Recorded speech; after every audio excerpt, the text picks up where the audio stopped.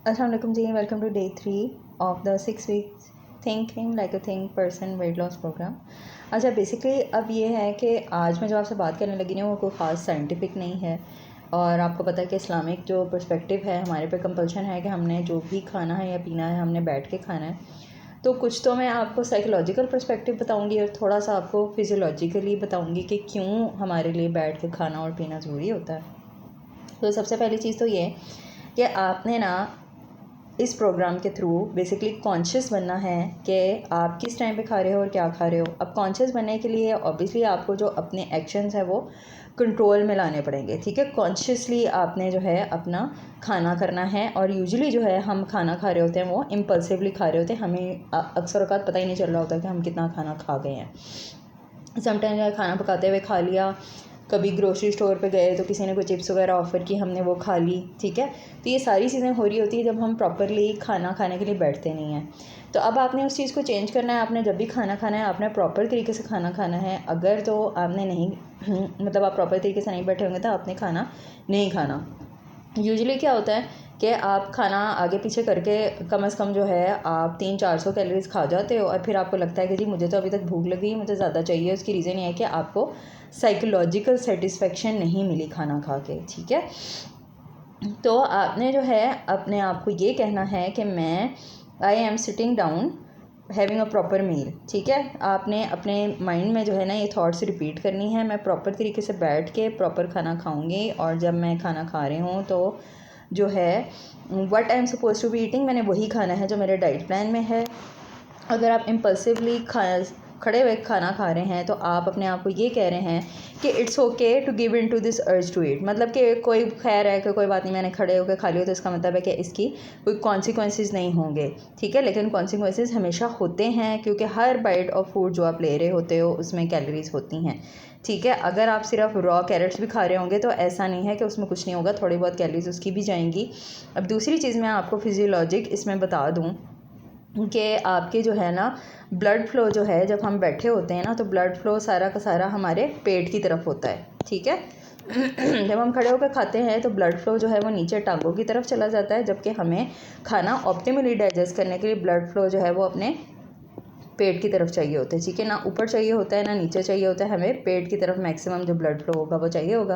तो जब आप बैठ के खाना खाओगे तो आपका मैक्सिमम ब्लड फ्लो जो है वो पेट की तरफ रहेगा और जो भी खाना आप खाओगे उसकी ऑप्टिमल डाइजेशन अब्जॉर्प्शन होगी। उसके अलावा जितने भी उसमें विटामिन वगैरह मिलेंगे वो ज़्यादा बेहतर तरीके से आप डाइजेस्ट या अब्जॉर्ब करोगे। उसके अलावा ये कि ओवरऑल क्योंकि एक ही टाइम पे बैठ के आप खाना खाओगे ना तो आपकी सेटिस्फेक्शन जो है वो ज़्यादा होगी क्योंकि आप विजुअली जो है खाने से सेटिस्फाइड होगे, ठीक है। तो आप क्योंकि कम खाना खा रहे होगे तो आपके लिए इम्पॉर्टेंट है कि आपने सारा का सारा खाना जो है ना वो एक टाइम पे अपने सामने स्प्रेड आउट हुआ हुआ देखना है। विजुअल सेटिस्फेक्शन जो होती है ना हमारी खाने से वो बड़ी इंपॉर्टेंट होती है। तो जब आप विजुअली देखते हो ना कि भाई एक टाइम पे मैंने इतना सारा खाना खाया है तो वो आपके लिए लॉन्गर रन में ज़्यादा सेटिस्फेक्शन क्रिएट करता है, बजाय इसके कि आप इधर उधर खड़े उठे बैठे जैसे मर्जी आपने थोड़ा थोड़ा थोड़ा करके खा लिया, ठीक है। वो लॉन्गर टर्म में आपको डिससेटिस्फाइड करता है, ठीक है। तो आपको बेसिकली साइकोलॉजिकल सेटिस्फेक्शन सिर्फ प्रॉपर तरीके से खाना खाने से मिलेगी, ठीक है। अब कंसिस्टेंट नहीं है आपने कैसे खाना है, तो ये चीज़ आप जहन में रखिएगा कि हो सकता है कि आप बड़े सालों से जो है ना इधर उधर खाना खा रहे हों, उठ बैठ के खाना खा रहे हों और आप केयर ना कर रहे हो कि हर बार आप खाना खाने के लिए बैठ रहे हैं। तो शॉर्टर टाइम में तो ये चीज़ चल जाती है, लेकिन जब एज एक सर्टन पॉइंट पे आपकी पहुंच जाती है और लॉन्गर रन में आपको हमेशा इसको लेके जो है ना प्रॉब्लम होगी, क्योंकि आप अपने आप को बहुत ज़्यादा रिस्क पे डाल रहे हैं। सिर्फ वेट गेन नहीं होगा और उसके अलावा और भी स्टमक रिलेटेड इंटेस्टाइन रिलेटेड आपको इश्यूज़ आएंगे। तो आपने जो है ईट वाइल सिटिंग की जो हैबिट है उसको लाइफ लॉन्ग आपने बनाना है, वो बहुत ज़रूरी है, ठीक है। ओके तो अब आपने अपने आप को रिमाइंड कैसे कराना है, that is up to you. आप किस तरीके से अपने आप को रिमाइंड करते हो कि आपने हर बार बैठ के खाना है, या आप अपनी प्लेस सेटिंग वगैरह चेंज कर लो अपने डाइनिंग टेबल की, ठीक है। कोई ना कोई तरीका आपने ढूंढना है कि आपने हर बार जो खाना है वो आपने बैठ के खाना है, ठीक है। अब थोड़ी सी हम सैबोटाजिंग थॉट्स के बारे में बात कर लेते हैं और उनको कैसे काउंटर करना है। अक्सर लोग कहते हैं जी मैं तो हर बार खाना बैठ के नहीं खा सकता क्योंकि मुझे जो है स्पॉन्टेनियस मंचिंग का बड़ा मज़ा आता है, ठीक है, मैं तो नहीं स्टॉप करना चाहता। तो उसका आंसर बेसिकली आपने अपने आप को ये देना है कि आपको हमेशा जो है बैठना है फॉर ईटिंग, ठीक है। जब आप खड़े होकर खाएंगे तो आप नोटिस ही नहीं करते कि आप क्या खा रहे हैं, ठीक है। तो I could eat way too much without realising it, और उससे क्या होगा कि आपकी जो है थिन होने के जो चांसेस हैं वहाँ बहुत कम हो जाएंगे। ठीक है, ये अपने आप पे इम्पोज करना है आपने रूल हर तरीके।